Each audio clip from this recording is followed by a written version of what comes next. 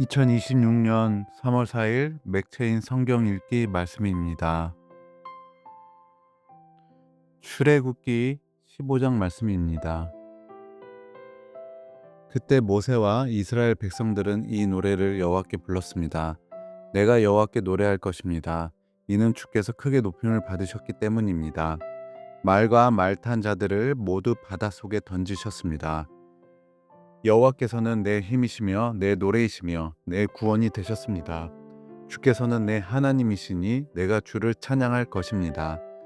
주께서는 내 아버지의 하나님이시니 내가 주를 높일 것입니다. 여호와께서는 용사이시니 여호와가 주의 이름입니다. 주께서는 바로의 전차와 그의 군대를 바닷속에 던지시니 바로의 가장 뛰어난 지휘관들이 홍해 속에 잠겼습니다. 깊은 물이 그들을 덮으니 그들이 돌처럼 깊은 곳에 가라앉아 버렸습니다. 여호와여, 주의 오른손은 능력으로 위엄이 있습니다. 여호와여, 주의 오른손이 적들을 부수셨습니다. 주의 큰 위엄으로 주를 대적한 자들을 깨뜨리시고 주의 진노를 발하시니 그 진노가 그들을 지푸라기처럼 태워 버렸습니다. 주의 콧김에 물이 쌓이더니 파도치던 물이 벽처럼 꼿꼿이 섰습니다. 깊은 물이 바다 한가운데 얼어붙었습니다. 원수가 말하기를 내가 그들을 따라잡아 전리품을 나눌 것이다. 내 욕망이 그들로 인해 채움을 받을 것이다. 내가 내 칼을 빼서 내 손으로 그들을 칠 것이다라고 했습니다. 그러나 주께서 바람을 불게 하시니 바다가 그들을 덮었고 그들은 납처럼 거센 물결 속으로 가라앉았습니다. 여호와여, 신들 중에 주와 같은 분이 어디 있습니까? 누가 주처럼 거룩하시며 영광스러우시며 찬양을 받을 만한 위엄이 있으시며 놀라운 일을 행하실 수 있겠습니까? 주께서 주의 오른손을 뻗으시니 땅이 그들을 삼켜 버렸습니다. 주께서는 그 긍휼로 주께서 구속하신 백성들을 이끄시고 주의 힘으로 그들을 주의 거룩한 처소로 이끄십니다. 열방들이 듣고 떨며 블레셋에 사는 사람들이 두려움에 사로잡힙니다. 에돔의 족장들이 놀라고 모압의 용사들이 떨림에 사로잡히고 가나안 백성들의 마음이 녹았습니다. 두려움과 공포가 그들에게 닥칠 것이니 주의 팔의 힘으로 인해 그들이 돌처럼 굳어집니다.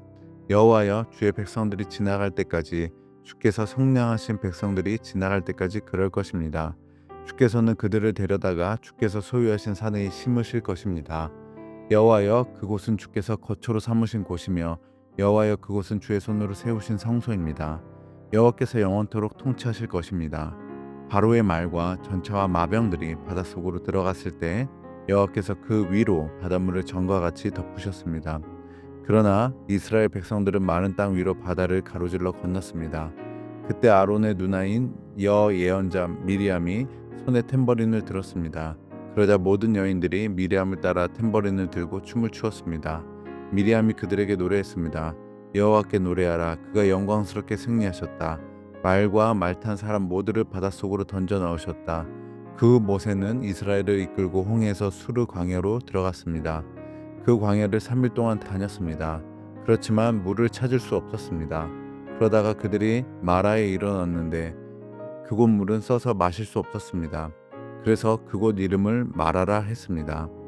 백성들은 모세에게 우리더러 무엇을 마시라는 말입니까? 라고 불평하며 말했습니다. 그러자 모세는 여호와께 울부짖었습니다. 여호와께서는 모세에게 나뭇가지 하나를 보여주셨습니다. 모세가 그것을 물에 던지자 그 물이 달게 됐습니다. 여호와께서 이스라엘을 위한 법도와 율례를 만들고 그들을 시험하신 장소가 이곳 마라였습니다. 그분은 말씀하셨습니다. 너희가 너희 하나님 여호와의 음성을 잘 듣고 나 여호와가 보기에 옳은 일을 하며 너희가 계명의 귀를 기울이고 그 모든 규례를 지키며 내가 이집트 사람들에게 내린 질병 가운데 어느 하나도 너희에게 내리지 않겠다. 나는 너희를 치료하는 여호와다.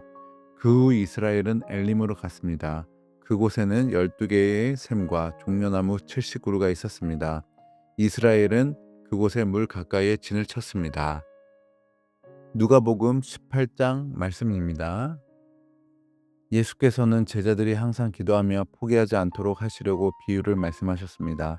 어느 마을에 하나님을 두려워하지도 않고 사람을 무시하는 재판관이 있었다.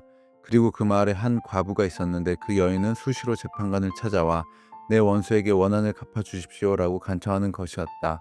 한동안 재판관은 들은 척도 하지 않다가 마침내 이런 생각이 들었다. 내가 하나님을 두려워하지 않고 사람을 무시하지만 이 과부가 자꾸 와서 나를 귀찮게 하니 이 여인의 간청을 들어줘야겠다. 그러지 않으면 계속 나를 찾아와 괴롭힐 것이다. 주께서 말씀하셨습니다. 너희는 이 불의한 재판관이 말한 것을 들으라. 하나님께서 밤낮으로 부르짖는 그 택하신 백성들의 원한을 갚지 않으시고 오랫동안 모른 체하며 내버려 두겠느냐. 내가 너희에게 말한다. 하나님은 속히 그들의 원한을 풀어주실 것이다. 그러나 인자가 올 때 이 세상에서 믿음을 찾아볼 수 있겠느냐. 자기가 의롭다고 생각하며 다른 사람들을 업신여기는 몇몇 사람들에게 예수께서 이런 비유를 들려주셨습니다. 두 사람이 기도하러 성전에 올라갔다. 한 사람은 바리새파 사람이었고 또 다른 사람은 세리였다. 바리새파 사람은 서서 자신에 대해 이렇게 기도했다.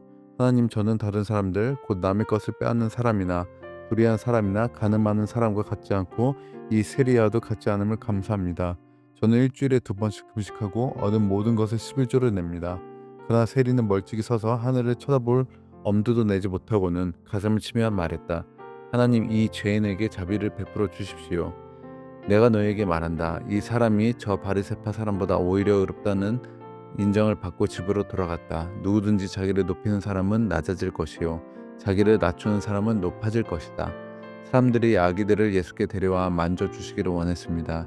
제자들은 이 광경을 보고 그들을 꾸짖었습니다. 그러나 예수께서는 그 아이들을 불러 말씀하셨습니다. 어린아이들이 내게로 오는 것을 허락하고 막지 말라. 하나님 나라는 이런 어린아이들의 것이다. 내가 진실로 너에게 말한다. 누구든지 어린아이와 같이 하나님 나라를 받아들이지 않는 사람은 거기에 들어가지 못할 것이다. 어떤 지도자가 예수께 물었습니다. 선하신 선생님, 영생을 얻으려면 제가 어떻게 해야 합니까? 예수께서 대답하셨습니다. 네가 왜 나를 선하다고 하느냐? 오직 하나님 외에는 선한 분이 없다. 간음하지 말라, 살인하지 말라, 도둑질하지 말라, 거짓 증언하지 말라, 내 부모를 공경하라는 계명을 네가 알고 있다. 그가 말했습니다. 그런 모든 것은 제가 어려서부터 다 지켰습니다. 이 말을 듣고 예수께서 말씀하셨습니다. 내게 아직 부족한 것이 한 가지 있다. 내가 가진 것을 모두 팔아 가난한 사람들에게 나눠 주어라. 그리하면 하늘에서 보물을 가질 것이다. 그 후에 와서 나를 따라라. 그 사람은 이 말씀을 듣고 슬픔에 깊이 잠겼습니다. 그가 큰 부자였기 때문입니다. 예수께서 그를 쳐다보고 말씀하셨습니다. 부자들이 하나님 나라에 들어가기가 얼마나 어려운지 모른다. 부자가 하나님 나라에 들어가는 것보다 낙타가 바늘구멍으로 지나가는 것이 더 쉽다. 이 말씀을 듣고 있던 사람들이 물었습니다. 그러면 누가 구원받을 수 있겠습니까? 예수께서 대답하셨습니다. 사람이 할 수 없는 일을 하나님께서는 하실 수 있다. 베드로가 예수께 말했습니다. 보십시오. 저희는 가진 것을 모두 버리고 주를 따랐습니다. 예수께서 그들에게 말씀하셨습니다. 내가 진실로 너에게 말한다. 하나님 나라를 위해 집이나 아내나 형제나 부모나 자식을 버린 사람은 이 세상에서 여러 배로 받을 것이요 또한 오는 세상에서 영생을 받을 것이다. 예수께서는 12제자를 곁에 불러놓고 말씀하셨습니다. 보라, 우리는 예루살렘으로 올라간다. 예언자들이 인자에 대해 기록한 모든 것이 이루어질 것이다. 인자가 이방 사람들에게 넘겨져 조롱과 모욕과 침뱉음을 당할 것이다.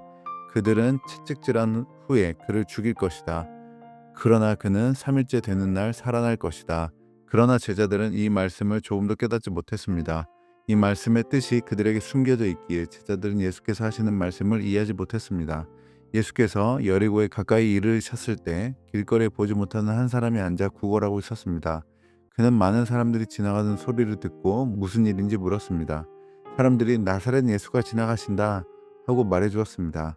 그러자 그가 크게 외쳤습니다. 다윗의 자손 예수여, 저를 불쌍히 여겨 주십시오. 앞서가던 사람들이 그를 꾸짖으며 조용히 하라고 했습니다.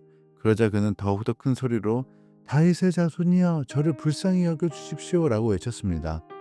예수께서 가던 길을 멈추고 그 사람을 데려오라 하고 명령하셨습니다. 그가 가까이 다가오자 예수께서 물으셨습니다. 내가 네게 무엇을 해주기를 원하느냐? 그가 대답했습니다. 주여, 다시 보고 싶습니다. 예수께서 그에게 말씀하셨습니다. 눈을 떠라. 내 믿음이 너를 구원했다. 그러자 그는 곧 보게 됐고 하나님께 영광을 돌리며 예수를 따라갔습니다. 이 광경을 본 사람들도 모두 하나님을 찬양했습니다. 욥기 33장 말씀입니다. 이제 욥이여 내 말을 듣고 내가 하는 모든 말에 귀 기울이시기 바랍니다. 보십시오. 내가 입을 열고 내 입의 혀가 말을 시작합니다. 내 말은 정직한 내 마음에서 나오고 내 입술은 아는 것을 솔직하게 쏟아낼 것입니다. 하나님의 영이 나를 지으셨고 전능하신 분의 숨이 내게 생명을 주셨습니다. 그러니 할 수만 있다면 내게 대답하십시오. 일어나서 할 말을 한번 준비해 보십시오. 보십시오. 나도 하나님 앞에서 당신이나 마찬가지며 나 또한 진흙으로 빚어진 사람입니다. 보십시오. 내가 어떻게 겁을 줘도 당신이 놀라지 않고 내가 어떻게 해도 당신을 짓누르지 못할 것입니다. 그러나 내가 듣는 데서 당신이 분명히 말했습니다. 나는 당신이 하는 말을 들었습니다. 나는 죄도 없고 잘못도 없다. 나는 결백하며 불의도 없다. 그런데 하나님께서 내게서 흠을 잡으시고 나를 당신의 원수로 여기신다. 그분이 내 발에 착고를 채우시고 내 모든 길을 가까이서 감시하신다고 하더군요. 보십시오. 내가 말하겠습니다. 이 점에 있어서 당신은 옳지 못합니다. 왜냐하면 하나님은 사람보다 크시기 때문입니다. 어찌하여 당신은 그분을 거역해 다투니까? 하나님은 하시는 일을 굳이 설명하지 않으십니다. 사실은 하나님께서 한두 번 말씀하시지만 사람이 깨닫지 못하는 것입니다. 사람이 꿈을 꿀 때나 밤중에 환상을 볼 때나 침대에서 깊은 잠에 빠졌을 때 하나님께서 사람의 귀를 열고 그들이 받을 교훈을 거기에 인치시고 사람으로 하여금 그 행실에서 돌아서게 하시고 교만하지 않도록 하십니다. 그 영혼을 구덩이에서 지키시고 그 생명이 칼에 쓰러지지 않게 하십니다. 또는 병상에서 당하는 고통이나 뼈마디가 쑤시는 고통을 징벌로 주기도 하십니다. 그렇게 되면 입맛을 잃어버려 진수성찬도 싫어하게 됩니다. 몸이 말라서 살을 찾아볼 수 없게 되고 보이지 않던 뼈가 붉어져 나올 것입니다. 이렇게 그 영혼이 무덤 가까이에 이르고 그 목숨이 파괴자들에게 가까이 다가갑니다. 그러다가 천명의 천사 가운데 하나가 그 곁에서 해석자가 돼 그에게 무엇이 옳은지 말해줄 것입니다. 그리하면 그에게 자비를 베풀고는 그를 구해서 구덩이에 내려가지 않게 하여라. 내가 그를 위해 대속물을 찾았다고 말씀하실 것입니다. 그렇게 되면 그 몸이 어린아이의 몸처럼 새롭게 되고 그 어린 시절처럼 회복될 것입니다. 그가 하나님께 기도해 그분의 은총을 받고 그가 하나님의 얼굴을 보고 기뻐 외칠 것입니다. 그분이 그의 의를 회복시켜 주실 것입니다. 그가 사람들을 보고 말합니다. 내가 죄를 짓고 옳은 것을 왜곡시켰는데 그분은 나를 벌하지 않으셨습니다. 그분이 그 영혼을 구해 구덩이에 내려가지 않게 하셨고 그래서 내 생명이 빛을 보게 됐습니다라고. 정말 이런 일들은 하나님께서 사람에게 종종 하시는 일입니다. 사람의 영혼을 구덩이에서 돌이키시고 생명의 빛을 비춰 주시는 것 말입니다. 오 욥이여 내 말을 잘 듣고 잠잠히 계십시오. 내가 말하겠습니다. 할 말이 있다면 하십시오. 나의 말로 당신이 옳았기를 바라는 사람이니 어디 말해 보십시오. 그렇지 않다면 내 말을 듣고 잠잠히 계십시오. 내가 당신에게 지혜를 가르치겠습니다.